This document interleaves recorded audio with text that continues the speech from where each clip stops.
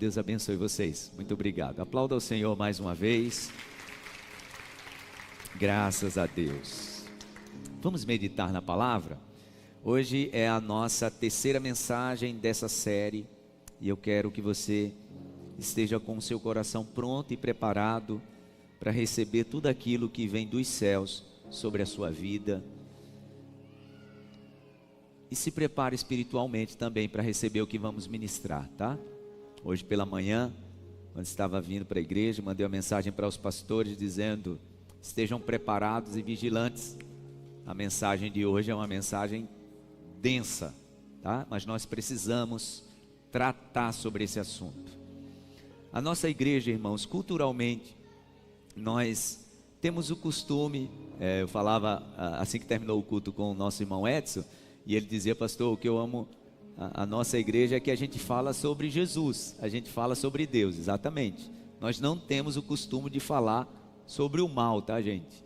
Aliás, nem queremos. Nós precisamos anunciar as boas novas.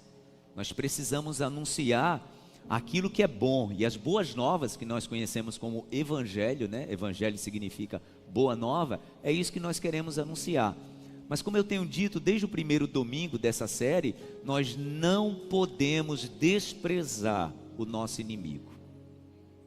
Nós não podemos desprezar o seu plano estratégico de destruição. Vocês lembram a primeira mensagem que eu ministrei? Dentro das 5 verdades principais sobre batalha espiritual, eu falei, a primeira grande verdade é: nós temos um inimigo que nos odeia, e o seu plano é um plano destrutivo. Vamos entender, gente, o que é a batalha espiritual. Olhe para mim, a batalha espiritual é isso: Deus planejou para o ser humano todo o bem. Deus planejou para o ser humano paz, Deus planejou para o ser humano saúde, Deus planejou para o ser humano um casamento feliz, Deus planejou para o ser humano uma família feliz, que viva em paz. Deus planejou para o ser humano uma família que viva bem as suas finanças. Deus planejou para o ser humano filhos abençoados, obedientes, e que tenham, né, em si a capacidade de construir um futuro de bênção para uma nova família em paz, abençoada nasce. Esse é o plano de Deus, tá? Nós temos um arqui-inimigo, e a palavra compara ele, né? João capítulo 10, versículo 10, a figura do ladrão. E Jesus diz: ele veio somente para roubar, matar e destruir. Então veja só, qual é o cerne da batalha? Deus planejou tudo isso de bem para a gente. Do outro lado, nós temos um inimigo que, o que você acha que ele planejou para nós seres humanos, já que ele nos odeia? Defina aí no seu coração. Se Deus planejou isso tudo de bem, e ele é arqui-inimigo de Deus, e ele odeia a criação perfeita de Deus que somos nós, o que você acha que o nosso inimigo planejou para o ser humano? Pronto, aí a gente chega à conclusão do que significa essa batalha, tá? O que nós chamamos de batalha espiritual é que Deus tem um plano maravilhoso e abençoado para o ser humano, a sua obra-prima da criação, e o seu inimigo tem um outro plano. Eu nem preciso dizer qual é o plano, né, dele para o ser humano. Eu acho que eu tenho resumido isso quando eu falo que todas as vezes que a gente começa a avançar e acertar na nossa vida, nós começamos a enfrentar uma batalha espiritual. Todas as vezes. Então esse é o plano, né? Todas as vezes que eu vou na direção de Deus e do projeto de Deus para a minha vida, eu tenho então uma resistência. O plano dele é criar uma resistência. É a isso que nós chamamos de batalha espiritual. A mensagem de hoje, que eu quero partilhar com os irmãos, fala sobre como está organizado esse nosso inimigo. Porque, irmãos, não podemos desprezar. Eu quero falar hoje sobre essa organização que vem contra nós. Porque a pior coisa de uma batalha é você desprezar o poderio do seu inimigo, né? Você não pode desprezar, senão você já entra na batalha como? Em desvantagem. Jesus usa uma parábola, né, que retrata isso muito bem. Na verdade ele está falando sobre organização, sobre decisão de organização pessoal, mas ele usa esse exemplo de confrontos, né? Ele diz assim no Evangelho de Lucas: quem é o rei que saindo para uma batalha com um efetivo de 10.000, mas vai enfrentar um inimigo com um efetivo de 20 mil e antes não se planeja e percebendo, olha, eu estou em desvantagem, então é melhor eu negociar. Jesus está falando de quê, gente? Jesus está falando sobre conhecermos quem nós estamos enfrentando. Pois é, esse é o fundamento da batalha espiritual. Nós não podemos enfrentar o nosso inimigo sem saber como ele vem contra a gente. Olha que coisa interessante. Quando a gente fala da emblemática batalha entre Davi e Golias, mesmo Davi tendo certeza de que Deus lhe daria vitória, é interessante que até na fala de Davi, ele fala sobre o seu conhecimento do entendimento que ele tinha como Golias vinha contra ele. Vocês lembram? A palavra diz que eles estão vindo, né?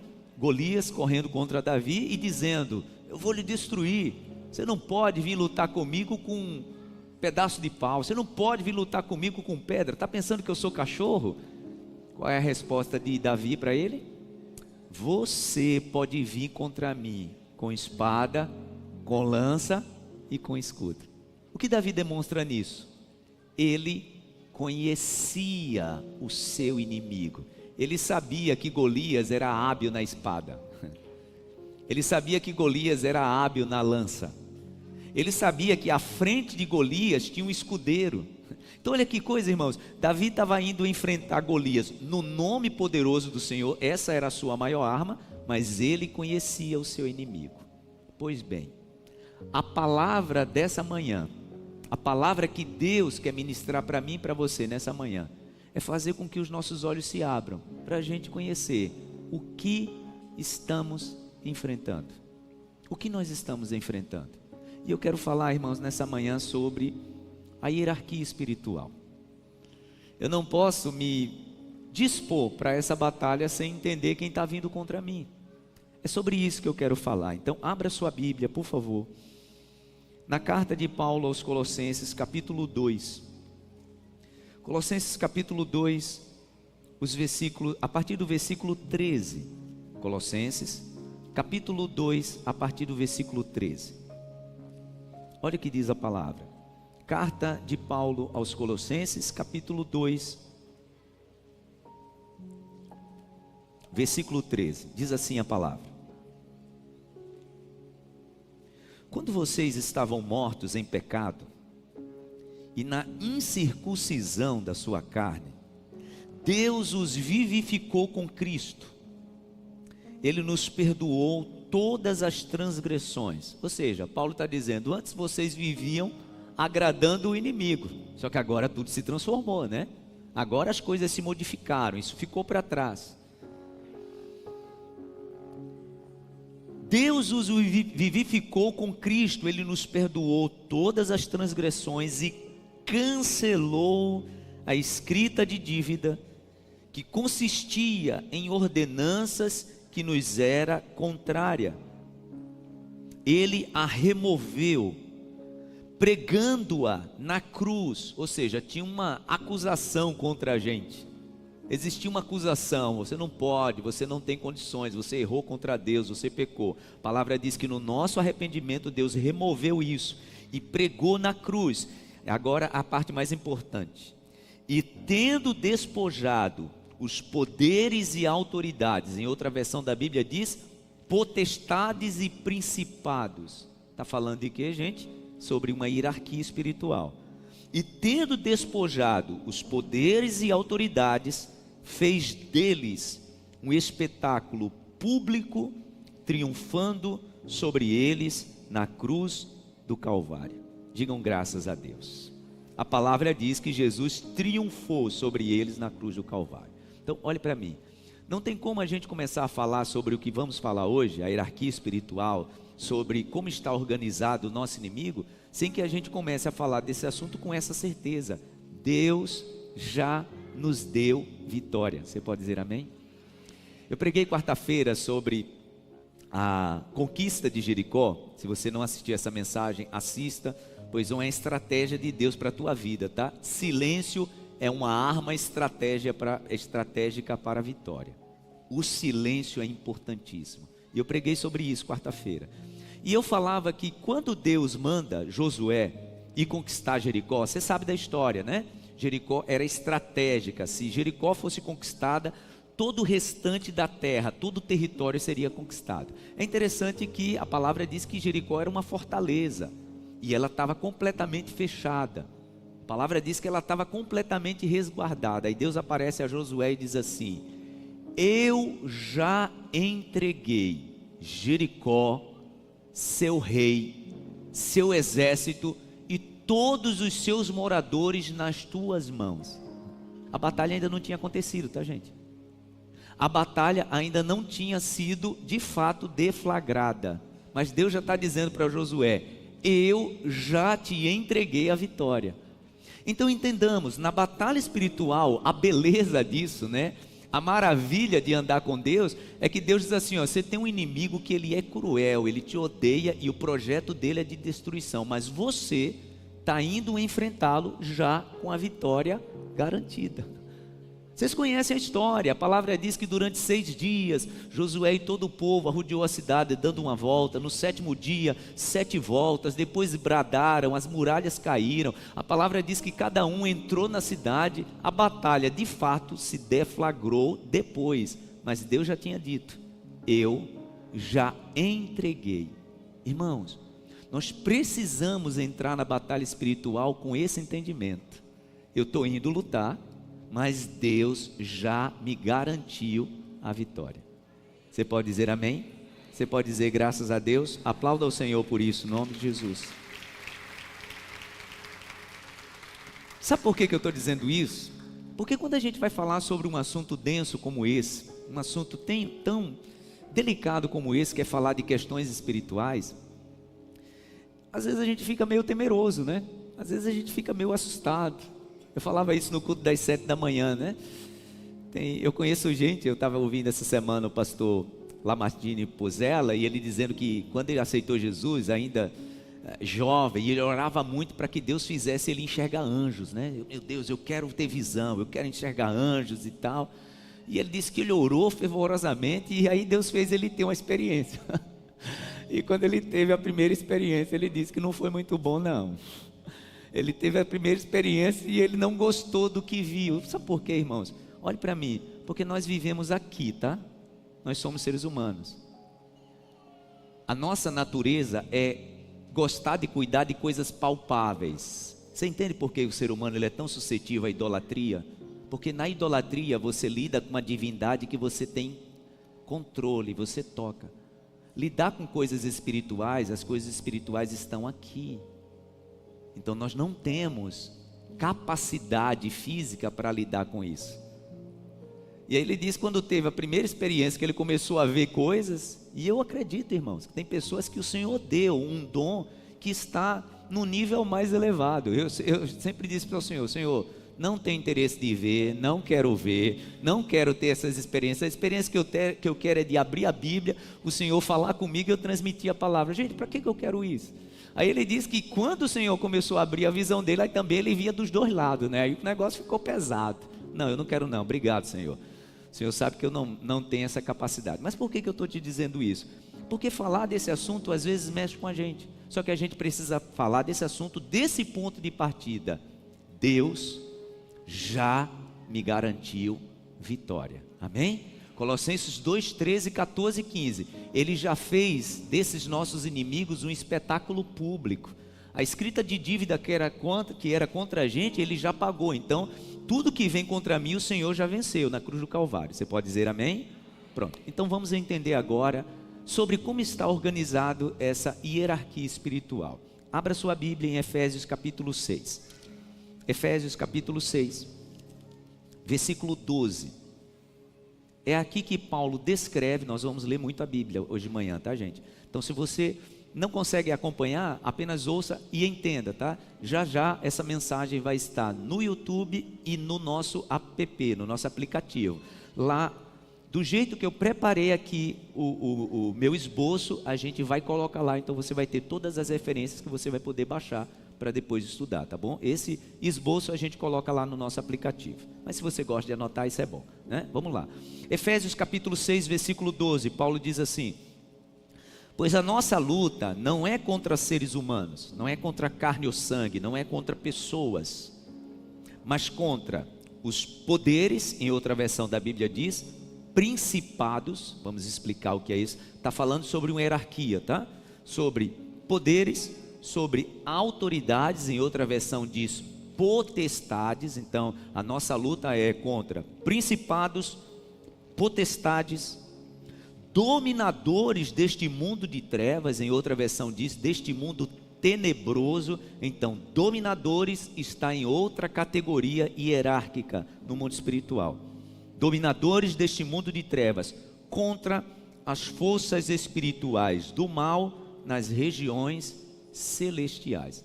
Forças espirituais do mal é a base, tá? É a base desse exército.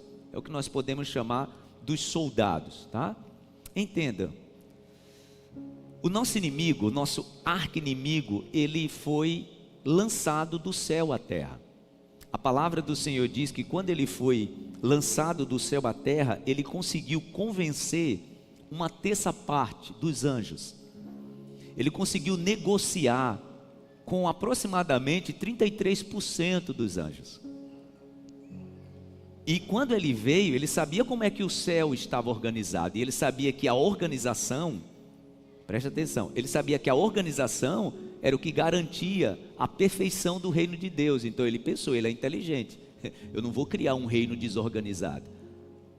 Porque é essa outra forma, tá, irmãos, do nosso inimigo nos enganar. Você já viu como as gravuras em relação ao inferno, né, ao Hades, como elas são pintadas? Tem uma estratégia aí, tá, gente? Tudo muito bagunçado, né? Fogo para todo lado. Os demônios com caricatura assim. Entenda, não é assim não. Essa foi a forma que o ser humano fez até para assustar os outros. O negócio é organizado, porque ele veio de lá. Ele sabia como era organizado lá. Ele sabia que dava certo a organização. Gente, isso é tão sério. No Brasil, já tem um tempo, né? E tem estratégia, tá, gente? Tem engenharia social nisso. Que até para falar do crime, vocês já viram como é que glamorizam, romantizam falar do crime? Como é que o crime é conhecido no Brasil? Você sabe como é, né? Crime o quê? Por que você acha? Sabe mexer com a gente. Como é que eu vou enfrentar um negócio que é organizado? Como é que eu vou fazer políticas públicas para enfrentar o que é organizado? Entenda, no mundo espiritual é do mesmo jeito, tá? Até o crime é organizado. Esse querubim que foi destronado do céu, ele sabe como era organizado o exército. Ele montou um exército exatamente assim, organizado, com hierarquias, com níveis de comando, porque é a organização que precede a vitória. Coisa desorganizada, irmãos, não vai para canto nenhum. Coisa desorganizada não tem êxito, até no mundo espiritual. Então vamos entender. O que lemos em Efésios, o apóstolo Paulo diz que no contexto bíblico do nosso entendimento, o mundo espiritual está organizado em principados, potestades, dominadores e hostes. Nossa luta espiritual é contra isso. E onde, pastor, esse mundo espiritual, onde ele atua? Ele atua na política, ele atua na cultura, ele atua nas políticas públicas, ele atua nas religiões, ele atua nas regiões geográficas e ele atua nas emoções, na psique. É aí que ele atua. A maior estratégia do maligno, gente, é a gente desprezar a sua existência. Quer ver uma arma poderosa? Pastor, olha, até interessante você estar falando, mas eu acho que essa questão aí do mal e tal, acho que isso é muito mais figurativo do que real. Eu já vi gente até com boa intenção, até com uma linguagem meio filosófica, dizer assim, não, porque esse negócio do mal, nós é que temos dentro de nós os nossos próprios demônios. Já viu gente dizer isso? Porque a maldade já está no ser humano. Irmãos, a maldade só está no ser humano porque ele caiu no argumento da serpente, porque nós somos criados perfeitos. Deus nos criou para o bem, diga graças a Deus. Deus nos criou para sermos bons. Foi lá, naquela queda, que tudo se instaurou. Por isso que a palavra diz que o mundo jaz no maligno. O que significa isso? Que depois da queda, toda a estratégia maléfica se estabeleceu na vida humana. Jesus que veio destruir isso. Por isso que João, ele diz em sua carta, 1 João capítulo 2, diz que para isso se manifestou o Filho de Deus, para destruir as obras do diabo. Mas entenda, nós fomos criados para a paz, nós fomos criados para o bem, nós fomos criados para viver em harmonia. Essa foi a obra-prima da criação de Deus. O nosso inimigo veio e trouxe o contrário. Então entenda, o mal ele existe e ele é real. Fica muito bonito falar, não existe não, pastor. Acho que isso aí é mais uma questão figurada, né? Acho que isso aí é uma questão mais de uma parábola, para a gente passar a entender. Não, meu irmão, nós vamos entender nessa manhã, que aquele que foi destronado e foi lançado dos céus à terra, ele tem um plano, e o seu plano é destrutivo, e não é para te amedrontar não. É para que você entenda contra o que você está lutando, contra o que sua família está lutando. Porque como Paulo diz, né? A nossa luta não é contra pessoas. Às vezes, irmãos, nós estamos personalizando adversidades, achando que o que está causando na nossa vida é alguém, é a mente de alguém. Só que a mente de alguém pode estar sob a influência de um outro alguém. E é sobre isso que eu quero falar. Então vamos lá. Esse mundo espiritual, ele atua na política, na cultura, políticas públicas, religiões, regiões geográficas, na psique, nas emoções das pessoas. E todos nós precisamos ter discernimento. O que é discernimento? É lucidez. A palavra dessa manhã é trazer um facho de luz sobre a sua vida, para que a luz chegue e você enxergue. Isso é discernimento, para entender o que é a batalha espiritual. E a palavra do Senhor diz que isso só pode ser compreendido, olhe para mim, quem tem um entendimento espiritual. Olha o que diz a sua Bíblia, em 1 Coríntios capítulo 2, versículo 12, eu li esse texto no primeiro dia, mas vou repeti-lo hoje. 1 Coríntios capítulo 2, versículo 12, olha o que diz a palavra. Nós, porém, não recebemos o espírito do mundo, ou seja, o espírito do padrão comum, né? Mas o espírito procedente de Deus, para que entendamos as coisas que Deus nos tem dado gratuitamente. Delas também falamos, não com palavras ensinadas pela sabedoria humana, mas com palavras ensinadas pelo Espírito, interpretando verdades espirituais para os que são espirituais. Quem não tem o Espírito aí em letra maiúscula, tá gente? Falando sobre o Espírito de Deus. Quem não tem o Espírito, não aceita as coisas que vêm do Espírito de Deus, pois lhe são loucura. E não é capaz de entendê-las, porque elas são discernidas espiritualmente. Mas quem é espiritual, discerne todas as coisas, e ele mesmo por ninguém é discernido, pois quem conheceu a mente do Senhor para que possa instruí-lo? Nós, porém, temos a mente de Cristo. Diga graças a Deus. Diga para a pessoa do seu lado, você tem a mente de Cristo. Por isso você vai entender. Diga, você vai entender. Amém? Então vamos lá. A nossa guerra, ela é real e nós precisamos entender como ela é processada. Nós precisamos saber disso e às vezes estamos desprezando. A palavra do Senhor diz que até os nossos inimigos, os espíritos malignos, eles conhecem muito bem a palavra. Olha para mim, a palavra diz que eles, olha, quando falam sobre esse assunto, eles tremem. A palavra diz que quando fala sobre esse assunto, eles tremem. Olha o que Tiago diz, abra sua Bíblia. Tiago capítulo 2, versículo 19, está lá no finalzinho da sua Bíblia, está perto de Apocalipse já.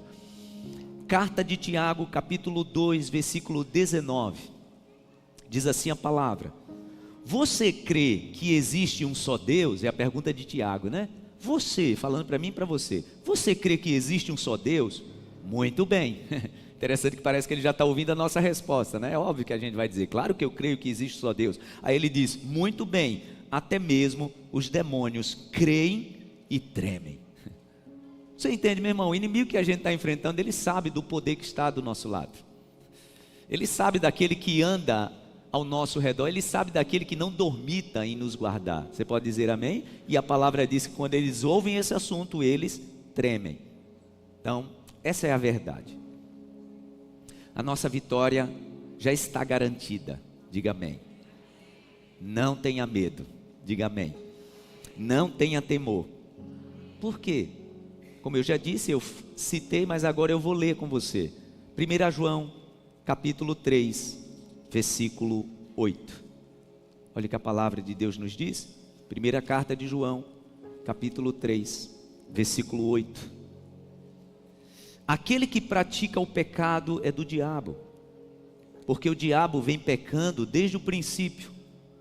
Para isso, o Filho de Deus se manifestou para destruir as obras do diabo.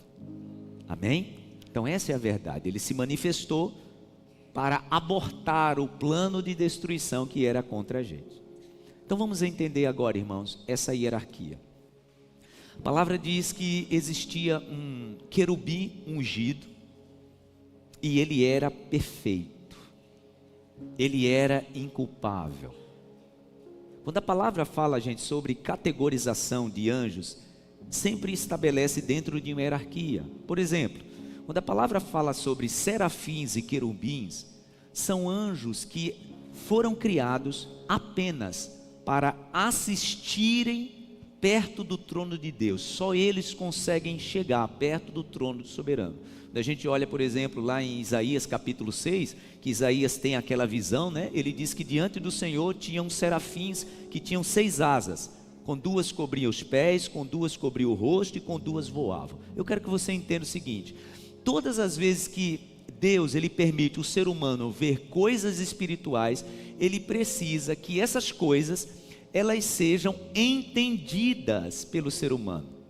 Espírito, gente, não tem forma, mas todas as vezes que Deus se revela para o ser humano, ele tem que aparecer para a gente em forma que a gente interprete, compreenda. Então na mensagem de Isaías, quer dizer que anjo de fato tem asa e tal, foi a forma que Deus fez Isaías ter a compreensão. E a palavra diz que esses serafins, que são seres, né, que durante todo o tempo, todas as eras estão diante de Deus dizendo: Santo, Santo, Santo, Santo é o Senhor dos exércitos, toda a terra está cheia da sua glória. Então, serafins são esses seres que estão permitindo chegar perto do trono de Deus. Querubins também, tá? A palavra diz que os querubins também. A palavra diz que quando Isaías grita, né, ele viu aquela visão, ficou estarrecido e disse: eu vou morrer.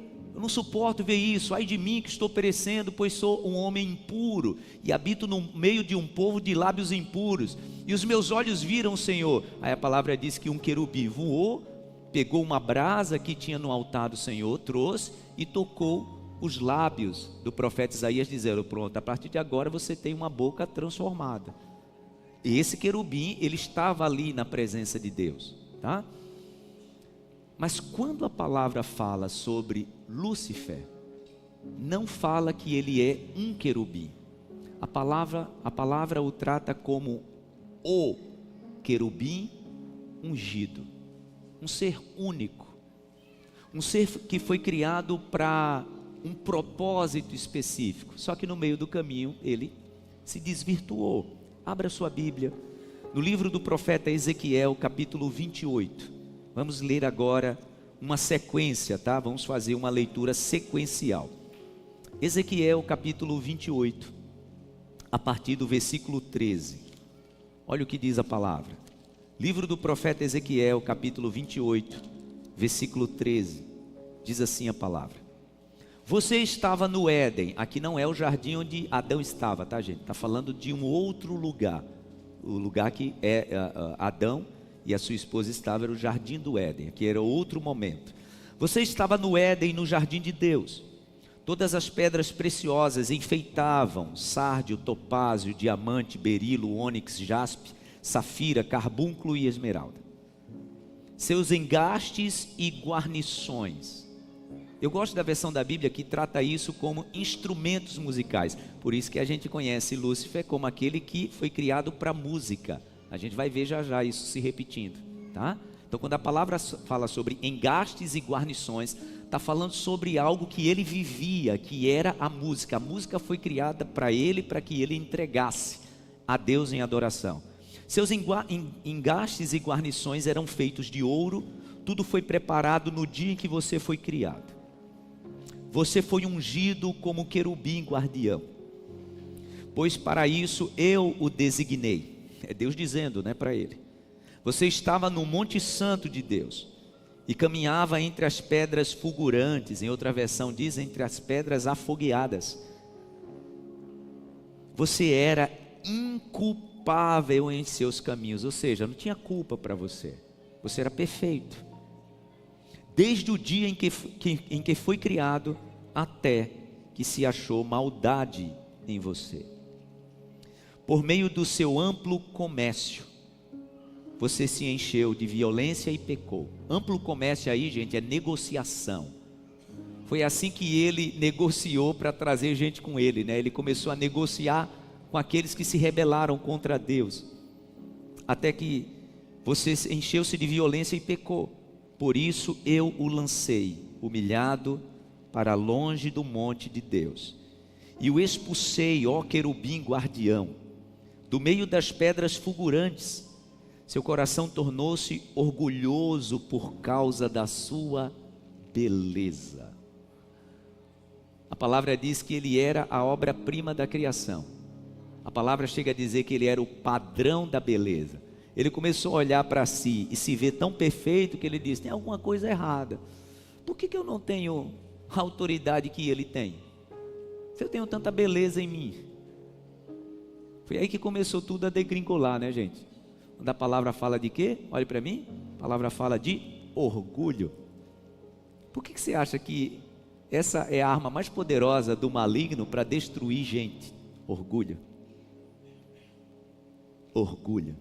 O que é que mata o ser humano? Orgulho. O que é que adoece o ser humano emocionalmente? Orgulho.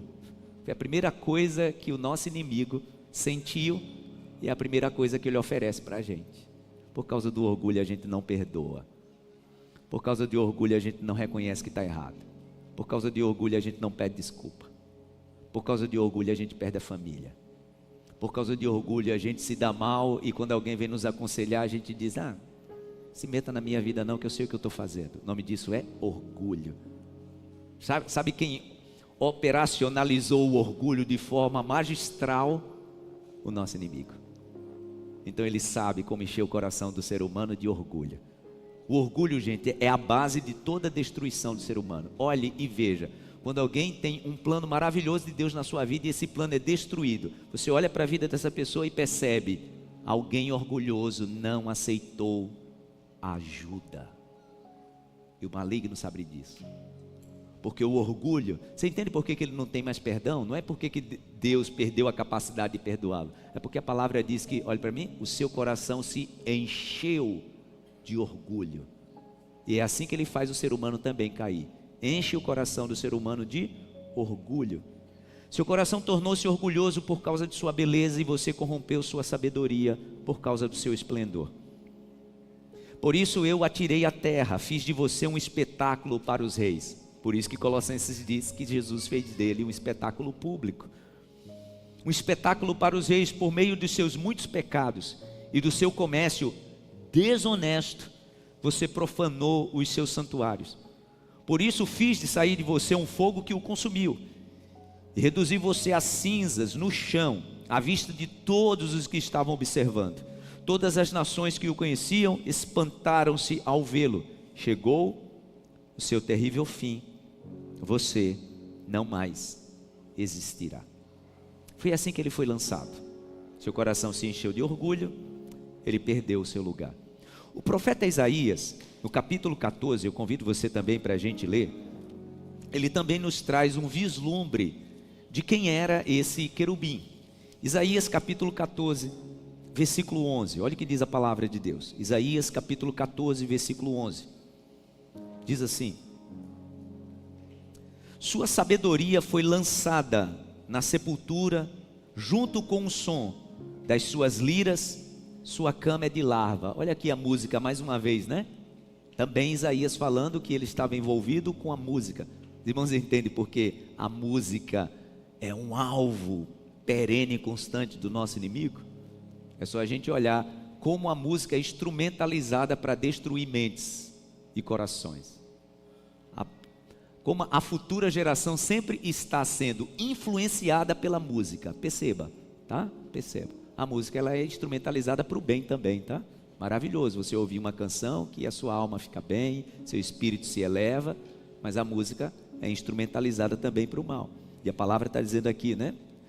Que junto com o som de suas liras, sua cama é de larvas e sua coberta é de vermes.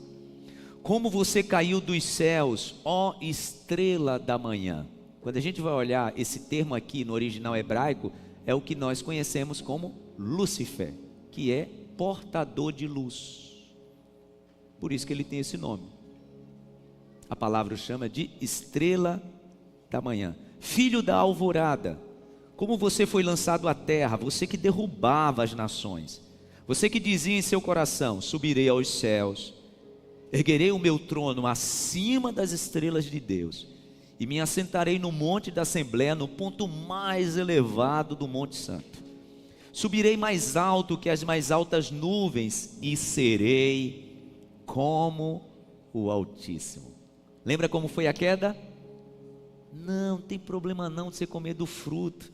Quando você comer, você não vai morrer, e você vai ser como Deus. Ele já tinha passado por isso, né? E você vai ser como Deus. Você nem vai morrer e ainda vai ganhar de plus esse presente. Você vai ser como Deus. Foi o que ele tinha tentado, né? Está aqui.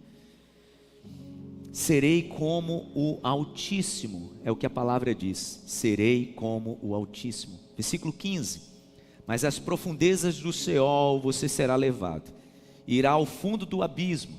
Os que olham para você admiram-se da sua situação e a seu respeito ponderam: é esse o homem que fazia tremer a terra, abalava os reinos?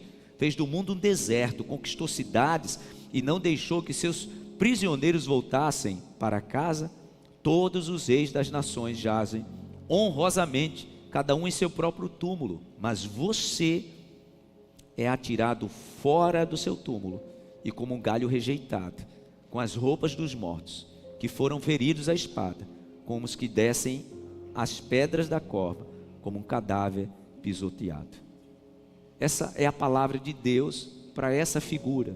Alguém pode dizer: pastor, mas isso aí no Antigo Testamento, você não percebe que está no sentido figurado? Até porque se você for olhar o título, está falando sobre alguns reis. Jesus confirmou isso aqui, né? Jesus confirma na nova aliança isso que aconteceu. Abra sua Bíblia em Lucas capítulo 10, versículo 18. A gente está passeando, tá? Para referendar o que a gente quer entender. Lucas, Evangelho segundo escreveu Lucas capítulo 10, versículo 18. Olha o que diz a palavra. Lucas capítulo 10, 18.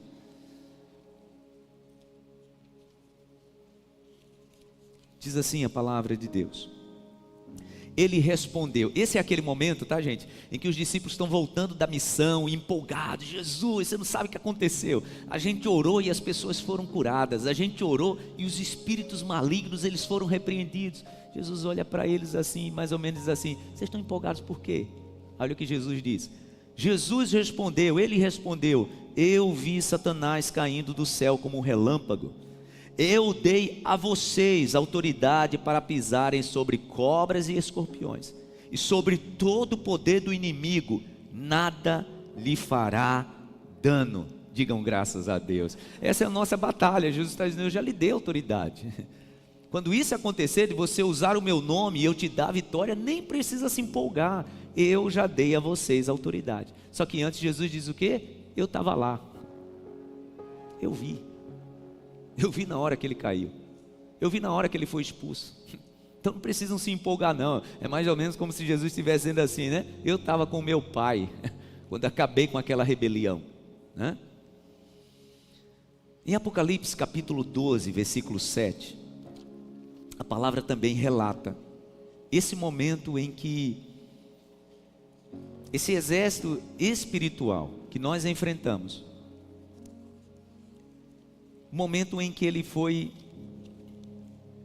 lançado do céu à terra. Capítulo 12, versículo 4, olha o que diz a palavra.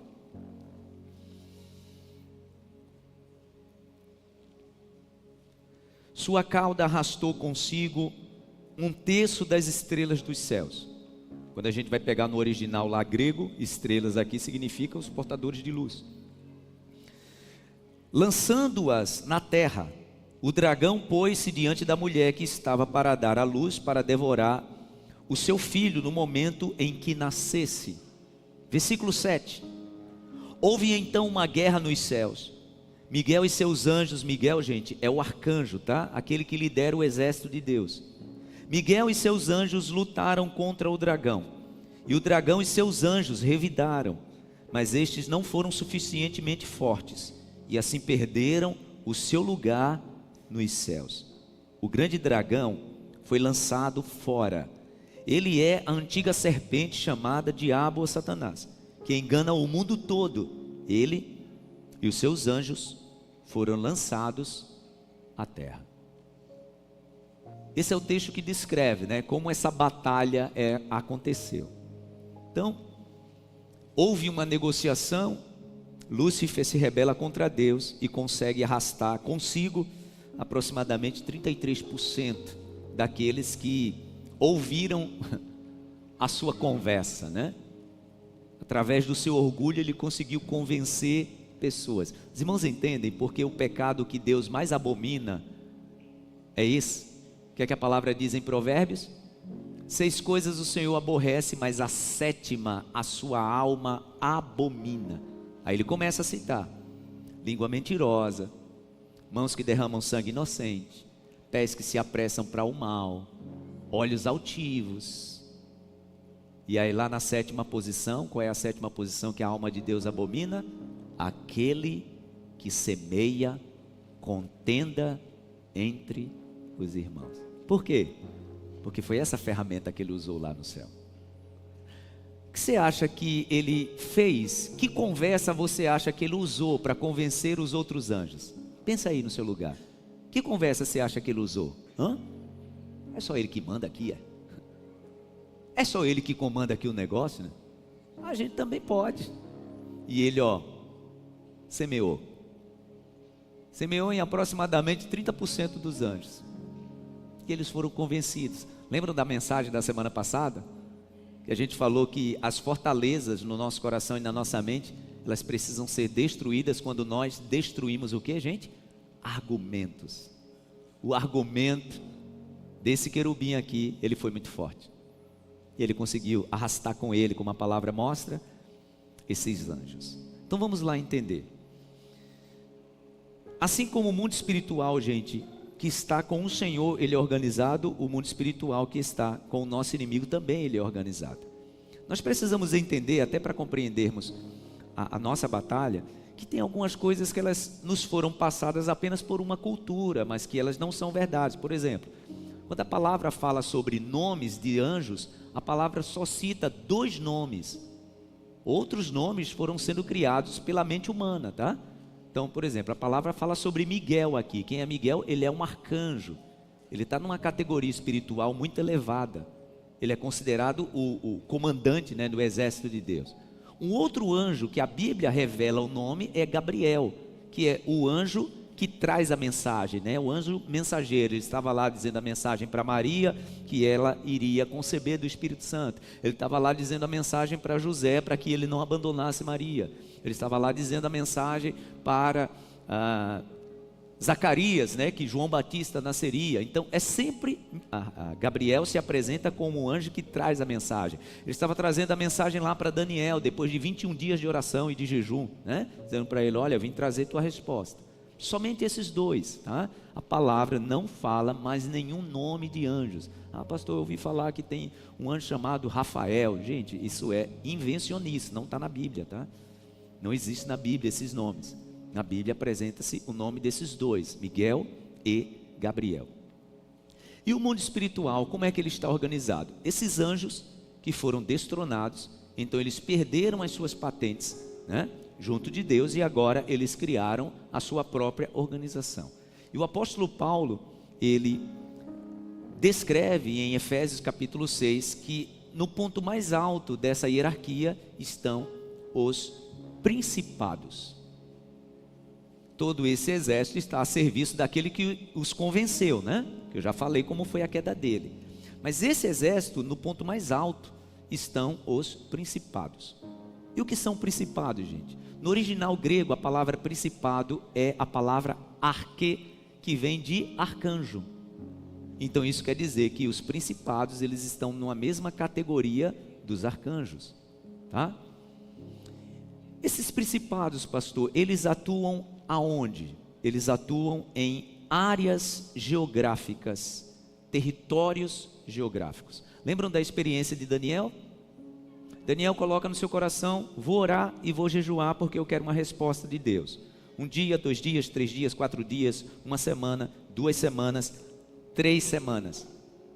21º dia, Gabriel chega diante dele, está lá em Daniel capítulo 10, e diz para ele: desde o primeiro dia que você começou a orar, eu vim trazer resposta, mas eu não consegui passar. Eu não consegui passar porque eu fui resistido. E o que é que ele diz? Pelo príncipe da Pérsia. Não estava falando sobre uma pessoa, gente. Estava falando sobre um domínio nas regiões celestiais. Eu falava isso no culto das 7 da manhã, né? A palavra diz que Daniel, ele estava na Pérsia, ele não estava em Israel. Lembre disso, tá? Eu dizia aí, é por inferência, tá? Que eu estou dizendo isso. Eu acho que se Daniel estivesse em Israel, a sua oração não teria sofrido resistência. Porque a palavra diz: quem é o guardião de Israel é o arcanjo Miguel. Mas como ele estava em outro território geográfico, aquele território geográfico, ele era dominado por um principado. E ele diz, né? Eu vim te trazer a resposta, mas agora eu já preciso voltar. Pois quem ficou lá lutando foi Miguel. E eu preciso voltar porque já estava chegando o quê? O príncipe da Grécia, falando de outro principado. Esses anjos, irmãos, são ordens angelicais superiores. Anjos que perderam as suas posições, não são mais chamados de arcanjos, mas agora são chamados de principados, e eles atuam numa região geográfica. Eles atuam, por exemplo, na política de um país. Eles atuam, por exemplo, nas decisões políticas de uma nação. Então entenda, esse tipo de categoria angelical não é aquele tipo de categoria que a gente enfrenta só: vou fazer aqui uma oração e... Não, meu irmão. Assim como numa batalha, general não luta com soldado. Você já viu numa batalha, general pegar a arma e lutar com soldado? Não. Eles lutam em outra categoria, né? Em outra dimensão. Principados são ordens angelicais que atuam sobre países. Daniel cita 2 deles, né? A Pérsia e a Grécia. E eles são territoriais. São esses principados aqui que estabelecem, por exemplo, sobre uma nação, o seu domínio territorial e estratégico. Quer ver como isso é verdade? Vocês lembram quando Jesus chegou na região de Gadara? Gadara era uma região de Decápolis, uma região de pessoas muito distantes de Deus. Aí Jesus chega lá e a palavra diz que sai na direção dele de forma feroz, feia, estupenda, aquele homem que estava possesso de um espírito maligno, lembra? Que é conhecido por nós como o Gadareno. A palavra diz que quando ele vê Jesus, ele vai direto e se ajoelha diante de Jesus, gritando, dizendo: o que você veio fazer antes da hora, Jesus, servo, filho do Altíssimo? Ainda não é minha hora. O que eles estavam dizendo: ainda não está na hora de você me julgar. A palavra diz que Jesus repreende o espírito maligno, né? Porque Jesus nunca quis ter conversa com o inimigo, tá, gente? E nós também não, tá? Existem algumas igrejas que gostam de bater papo. Eu não gosto não, tá, gente? O maligno, quando ele vem nos enfrentar, você tem que repreender no nome de Jesus e ele vai embora. Jesus repreende, e antes de sair, o que é que ele disse para Jesus? Me permita, ou nos permita, né? Porque a palavra diz que era uma legião. Ou seja, uma legião, gente, quando a gente olha para a categoria, olhando a organização do Império Romano, uma legião era um grupo de soldados, de milhares de soldados. E ele diz para Jesus: me permita continuar aqui, ali tem porcos, deixa a gente entrar neles. Por que vocês acham que ele disse isso para Jesus? Porque aquele grupo espiritual dominava aquela região. Exercia domínio sobre uma região geográfica e eles não queriam perder esse domínio. No mundo espiritual é assim, irmãos. Pastor, mas Jesus não simplesmente poderia ignorar o pedido deles e repreender eles, eles poderiam ter ido embora? Não, porque Jesus não quebra princípio. No mundo espiritual é assim, ó, olhe para mim. O que Deus criou como regra, Ele não quebra. Então, se um determinado país, uma determinada nação, legaliza o domínio espiritual, como é que esse domínio vai ser quebrado? Se alguém se posicionar de forma diferente. É o que eu chamo de domínio territorial. Eu falei sobre isso aqui domingo passado, lembra? Lá no início da minha fé, ainda um pré-adolescente, a gente da igreja ia para aquela região ali do Japãozinho. Gente, que lugar de miséria. Meu Deus, não tinha nada daquilo, era só mangue. Mas já tinha os barracos e a gente ia para lá, levar a palavra. Uma vez por semana a gente estava lá, pregando. Eu falei sobre isso aqui domingo. Era impressionante. Toda semana que a gente estava lá era muita manifestação. Um lugar de extrema miséria. Um lugar de violência, nível de violência na família, crianças, mulheres, lá em cima. Muitas drogas, muitos vícios. Observe, tá? Todas as vezes em que há o domínio do mal, a miséria se estabelece. É só a gente observar os guetos, né? Observa a Cracolândia, como é o cenário. Observem. Há um domínio ali. Ali na região de Gadara, quando aqueles espíritos prédios, não deixa a gente sair, a gente quer continuar aqui. Jesus olhou para a região e não tinha ninguém posicionado. Porque, irmãos, nós dominamos território quando nós espiritualmente nos posicionamos. E como é que eu faço isso, pastor? Vou te dizer como. Quando os nossos olhos, os nossos ouvidos e os nossos sentidos estão atraindo a atmosfera do céu para a nossa vida. Todas as vezes, irmãos, que nós atraímos a atmosfera dos céus para a nossa vida, para a nossa casa, para os nossos filhos, para a nossa família, através dos nossos olhos, dos nossos ouvidos e do que sentimos, os céus são atraídos e um território então é dominado pelos céus. O nome disso é legalidade. Então observe, o que eu estou vendo, o que eu estou consumindo, o que eu estou alimentando meu coração, ou atrai a atmosfera dos céus para a minha vida, ou outro tipo e nível de atmosfera. Eu preciso entender, porque isso trará legalidade. Quando Jesus recebe aquele pedido daqueles espíritos, deixa a gente ficar aqui, Jesus olhou para a região de Decápolis e percebeu, não tem ninguém posicionado aqui. Então, eu não posso quebrar um princípio. Fiquem aqui. A palavra diz que os espíritos saem do homem, entram nos porcos, e os porcos se precipitam no mar. Os porcos morreram, tá, gente? Os espíritos não. Eles continuaram exercendo domínio territorial. Jesus, tentando exemplificar isso, o que é domínio territorial, ele diz assim: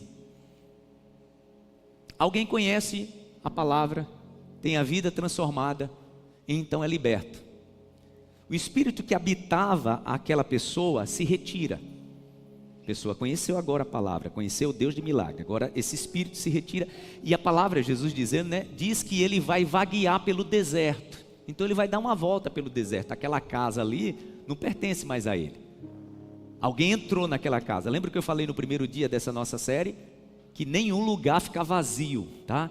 Domínio territorial é, se está vazio, alguém entra. Por isso que existe esse senso comum do ditado que diz o quê? Que oficina, o quê, gente? Vazia é o quê? Ou mente vazia é o quê? Pois é, está vazio, ele entra. Aí Jesus ele diz, ó, o espírito sai, vai dar uma volta pelo deserto, e quando ele volta, vê que a casa agora está vazia, limpa, pura e arrumada. Aí ele diz, espera aí, está vazio, está limpinha. Aí Jesus diz, só que ele não volta sozinho. Quando ele volta acompanhado mais de 7. É assim que Jesus diz. Aí Jesus diz, e a condição desse homem agora é pior do que a sua condição anterior. Meu irmão, esteve com a mente vazia, esteve com a mente sem estar ocupada da atmosfera dos céus, vai ser suscetível. Por que Jesus permite que aquela região de Gadara continue sob domínio? Porque não tinha ninguém ali posicionado espiritualmente. Então, o domínio continuava presente. Domínio territorial. Essa é a ordem máxima, tá, gente, dos principados, dominar territorialmente. Deixa eu explicar. Obviamente, eles são príncipes, então abaixo deles tem um exército, né? Abaixo deles estão as potestades, os dominadores e as hostes celestiais. Eles atuam em áreas específicas, que é o que eu quero falar agora. Paulo, ele diz que em cima na categoria estão os principados. Numa região mais baixa estão as potestades, que são chamados também de poderes. A palavra no original grego aí é exousia, que significa autoridade de governo. As potestades são autoridades de governo. Principados dominam regiões geográficas. E as potestades, pastor? As potestades, gente, dominam territórios em áreas específicas. Não mais geográficas, tá? Mas em áreas específicas. É o que eu chamo de domínio territorial em áreas como tragédia, sexualidade, destruição da família, miséria, enfermidades, discórdia, divórcios, atuação sobre os filhos, vícios. As potestades, irmãos, eles atuam em áreas de destruição. Eu chamo isso de assuntos específicos no mundo espiritual. É onde atuam as potestades, que estão debaixo da autoridade dos principados, tá, gente? São governantes angelicais malignos subordinados aos principados que exercem poder sobre áreas. Você já percebeu como se processa no mundo, gente, as tragédias? É só para a gente parar para pensar. A gente teve isso agora no início do ano, né? Nós temos muito cuidado, irmãos, para não sermos exagerados na nossa forma de interpretar as questões espirituais, né? Porque a palavra que a gente leu, 2 Coríntios, diz que só é interpretado porque tem quem tem a mente iluminada. Mas observe como se processa as tragédias, agora mesmo. Tragédias de acidentes aéreos. Já percebeu como é? Nunca vem isolado. Acontece uma, acontece outra, acontece outra, acontece outra. Existe sim uma estratégia maligna nisso. Atuação sobre a família. Como é que essas potestades atuam sobre a família? Discórdias, brigas, vícios, atacam os filhos.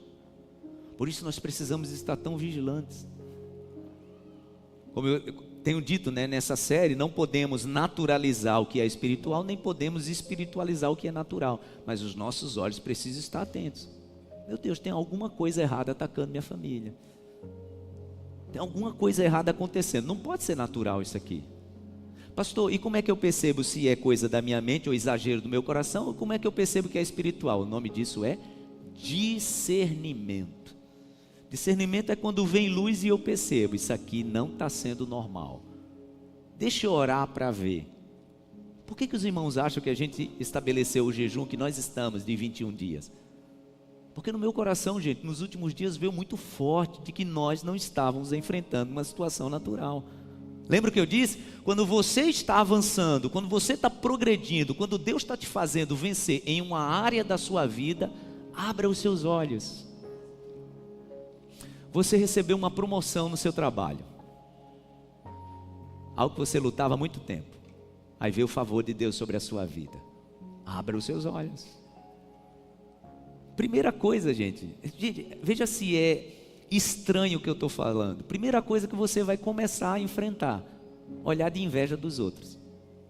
Irmãos, em nome de Jesus, na simplicidade do nosso coração, você acha que alguém que é de Deus vai ter um coração e um olhar invejoso sobre nós? Ou essa pessoa está, pastor, essa pessoa não está motivada por uma questão espiritual, não, acho que é uma questão natural do ser humano. Não, o Senhor não nos criou para inveja, gente. O Senhor não nos criou para inveja, o Senhor nos criou para bondade. É óbvio que quando o coração do ser humano, ele se abre para a maldade, aí, meu irmão, os níveis espirituais, eles vão atuar para potencializarem isso. Eu sei disso, eu já enfrentei isso na minha vida. Eu lembro da primeira promoção que eu recebi, contei isso alguns domingos, né?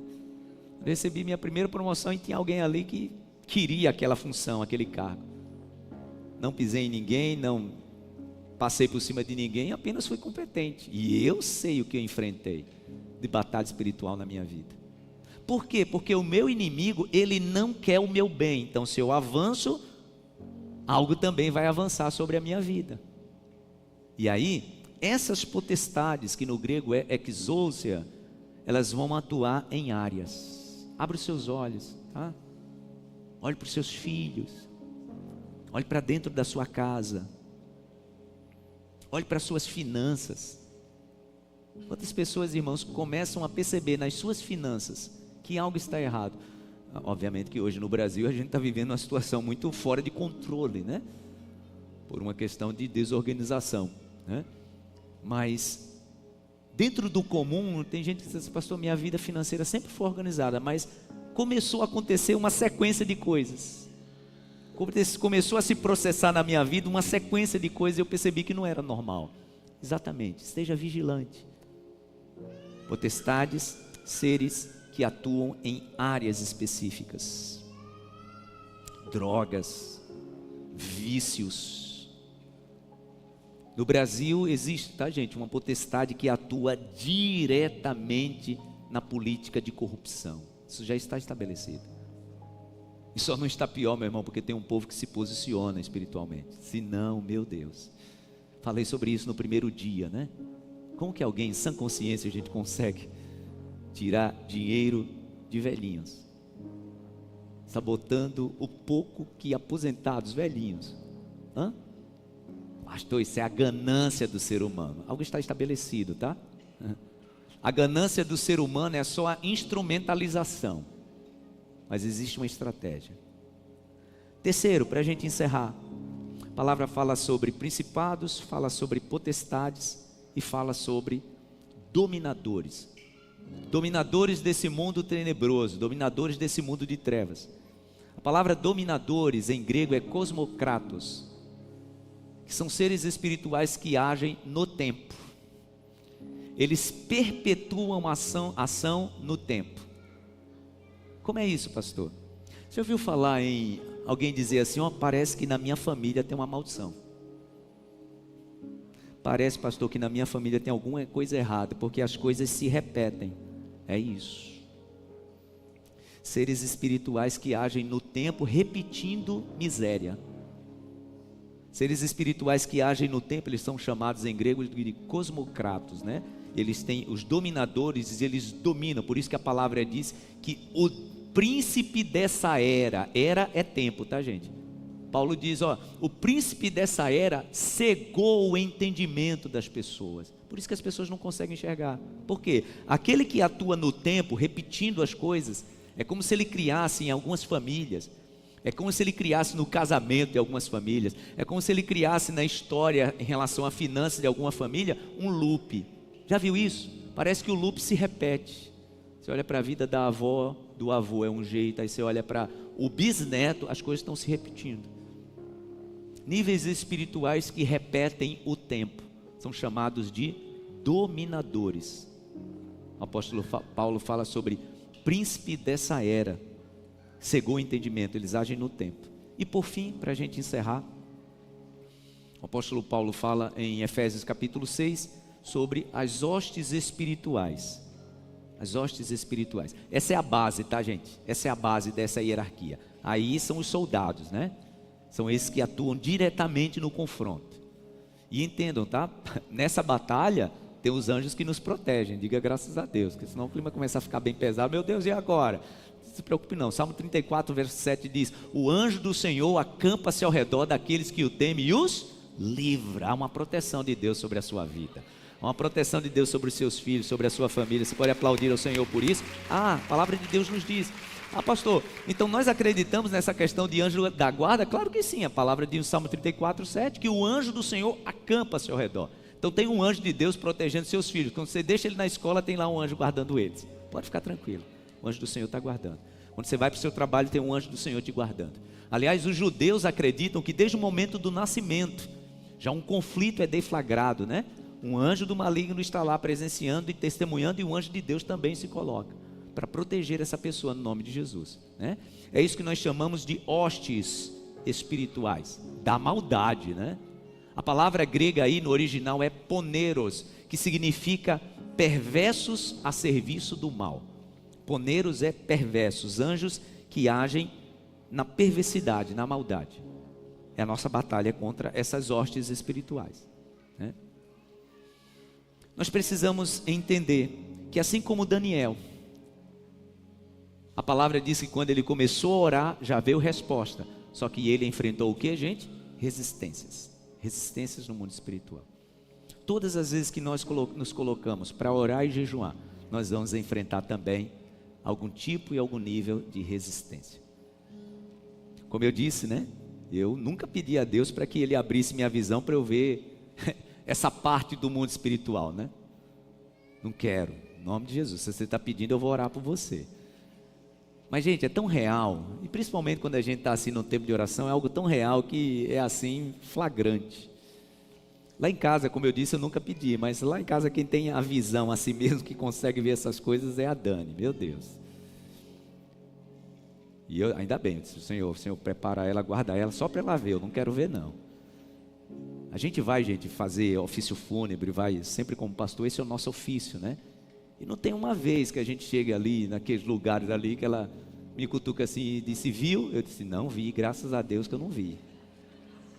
Deus está lhe preparando para você ver essas coisas. Aí esses dias a gente estava tomando café, e a gente sentou, aí eu esqueci a coisa que é mais preciosa para mim no café, que é o café, né? Ela estava sentada, eu levantei, fui pegar o café, quando enchi minha xícara aqui, voltei, que sentei, aí eu olhei para ela, ela estava rindo, eu perguntei o que foi. Ela disse, nada, quando chegar no carro eu lhe digo. Eu disse, vixe, aí já tem. Aí quando chegou no carro ela disse, você viu não? Eu disse, não vi, eu vi que tinha duas pessoas sentadas assim atrás. Ela disse, na hora que você passou com o café que sentou, a pessoa se arrepiou toda assim, aí a pessoa que estava na frente perguntou o que foi, ela só fez assim um sinal. Tipo assim, não gostei de quem sentou. E eu disse para ela, e não tem que gostar mesmo. E não tem que gostar mesmo. Meu irmão, nosso inimigo, ele não tem que gostar da gente. Ele tem que se sentir incomodado no lugar que a gente chega. Você já chegou no lugar onde você percebeu, meu Deus, aqui tem uma energia ruim? Entenda, isso é sensibilidade espiritual. O teu inimigo também sente isso. Quando você está numa vida de oração, de jejum, o teu inimigo também sente isso. E ele tem que ficar incomodado. Irmãos, triste do filho e da filha de Deus, que chega num lugar onde tem domínio daquele que não pertence ao Senhor. E ele se sente à vontade, ele não tem que se sentir à vontade. E entenda, isso não tem a ver com pessoa, não é a personalidade, não é zoar, não é, entenda, é o poder de Deus agindo na nossa vida. É aquilo, né, de Jesus chegar na região de Gadara, e ele já vinha incomodado, dizendo, olha, tenha misericórdia, não me expulsa não está na minha hora, e Jesus vai embora. Só que o povo da região dava legalidade, e ele continuou agindo ali. Tem que ser assim. A palavra diz que, quando a gente colocar a planta dos pés, o Senhor já nos deu aquele território por herança. Você crê nisso? Diga graças a Deus. Continua orando e jejuando. Tua família está protegida pelo Senhor. A tua casa está protegida pelo Senhor. Fique em pé no seu lugar. Há uma ação de Deus sobre a tua vida. Há uma ação de Deus sobre a tua família. Não tenha medo, o Senhor já garantiu a tua vitória. Como disse o Senhor a Josué, né? Foi que Deus disse a Josué, eu já entreguei a cidade, seu rei. O Senhor já tinha entregado o território de Jericó, que era amaldiçoado. O Senhor já tinha entregado nas mãos de Josué. É assim que ele diz nessa manhã para mim e para você. Arrume sua casa nessa manhã, em nome de Jesus. Deixa o Espírito Santo limpar a tua casa nessa manhã.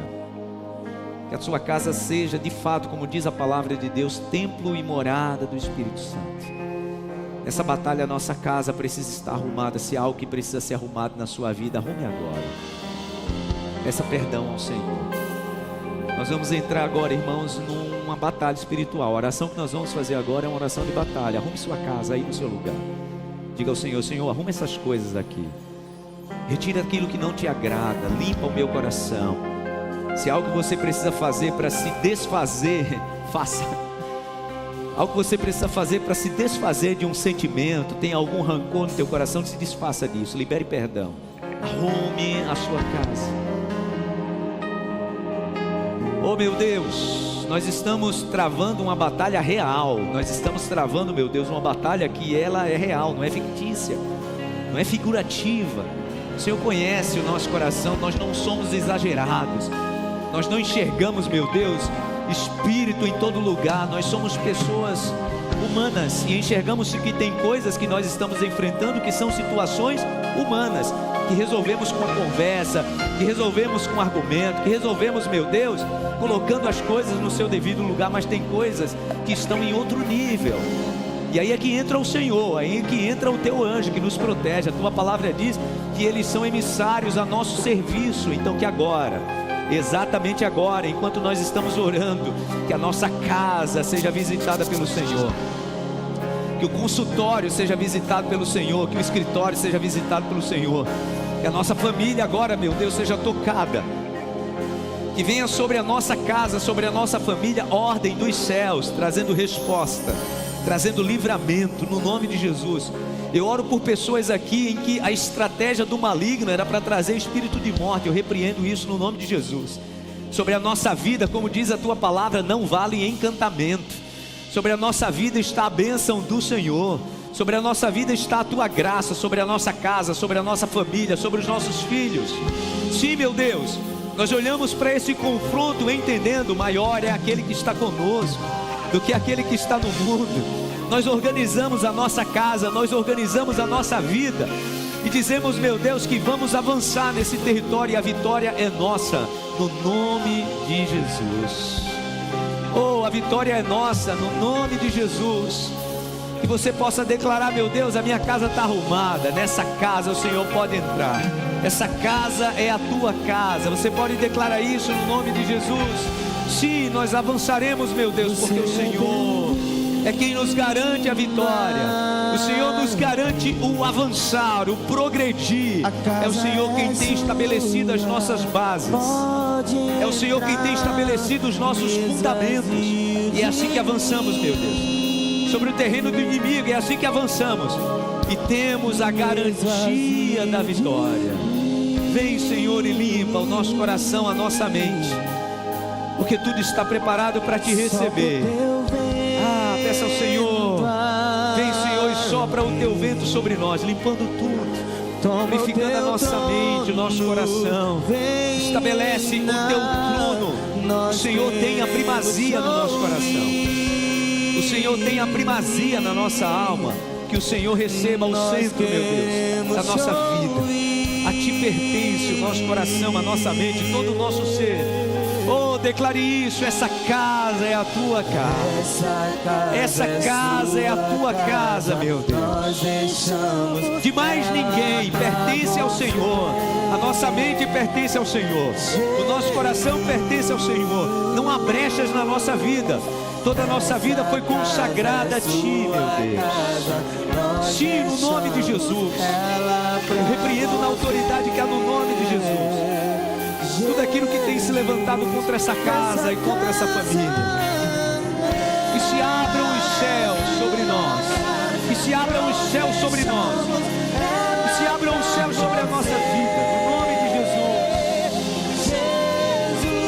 Sim, meu Deus.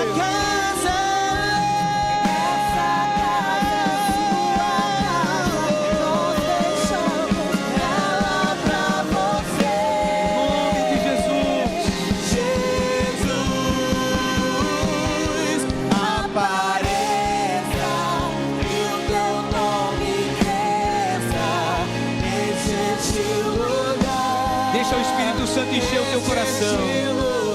Deixa o Espírito Santo encher a tua mente. Deixa o Espírito Santo destruir toda a fortaleza que foi criada na tua vida. Vem, meu Deus, o fogo que purifica e incendeia o nosso coração, incendeia a nossa alma.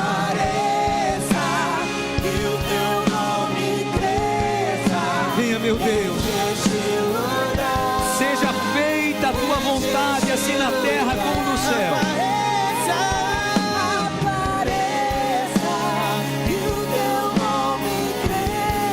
Vem, meu Deus. Levante bem alto as suas mãos. Essa casa é a tua casa. Essa casa é sua casa, nós deixamos ela pra você. Toma conta, meu Deus, dos teus filhos. Toma conta dessa família, meu Deus. Essa casa é sua casa, nós deixamos ela pra você. Jesus. Essa casa É sua casa, nós deixamos ela pra você. Jesus. Essa casa é sua casa, nós deixamos ela pra você. Jesus, apareça, que o teu nome desça, enche este lugar, enche este lugar. Apareça, que o teu nome vem me incendiar, meu Deus. Purifica-me com o teu fogo. Apareça, apareça. Apareça na minha vida, meu Deus. Se estabeleça na minha vida. É isso que declaramos no nome de Jesus. É isso que declaramos no nome de Jesus.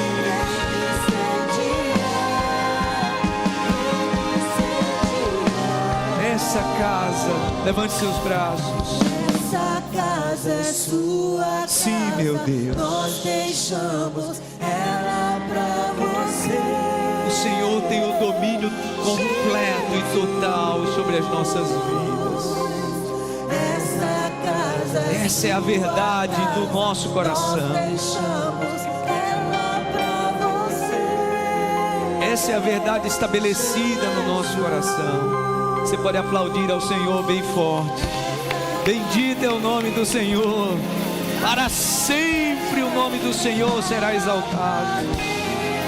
Abençoe quem está perto de você. Se é alguém que você ama, da tua família, dá um abraço e diga: a nossa família está protegida pelo Senhor, a nossa casa está protegida pelo Pai. Aleluia. Sente-se no seu lugar. Esteja vigilante no nome de Jesus. Próximo domingo, irmãos, é a nossa última mensagem. E eu quero, no próximo domingo, falar sobre a estratégia dos ataques, tá? Nós vamos falar sobre o que nós chamamos de espírito de Amaleque. Que é isso, pastor? Nome estranho é esse. Os amalequitas, gente, eram um povo ressentido. Um povo orgulhoso e ressentido, pois eram parentes dos israelitas, tá? Os amalequitas, eles eram netos de Esaú, que foi irmão de Israel, né, de Jacó. E eles criaram no coração tanto orgulho e tanto ódio, que todo o ataque que eles faziam contra o povo de Deus era na surdina, sempre pelas costas. A palavra diz, por exemplo, que quando o povo saiu do Egito, quando o povo estava mais cansado, eles atacaram. Quando o povo estava mais exausto, eles atacaram. Amalequitas. E eu quero falar sobre isso. Sobre a estratégia do nosso inimigo de nos atacar no momento que a gente está mais vulnerável, no momento que a gente está mais emocionalmente comprometidos. É nesse momento. O próprio Deus disse isso, né? Em Deuteronômio 25, Deus disse para Moisés: olha, lembre dos amalequitas. Quando vocês saíram do Egito, eles atacaram vocês quando vocês estavam fracos.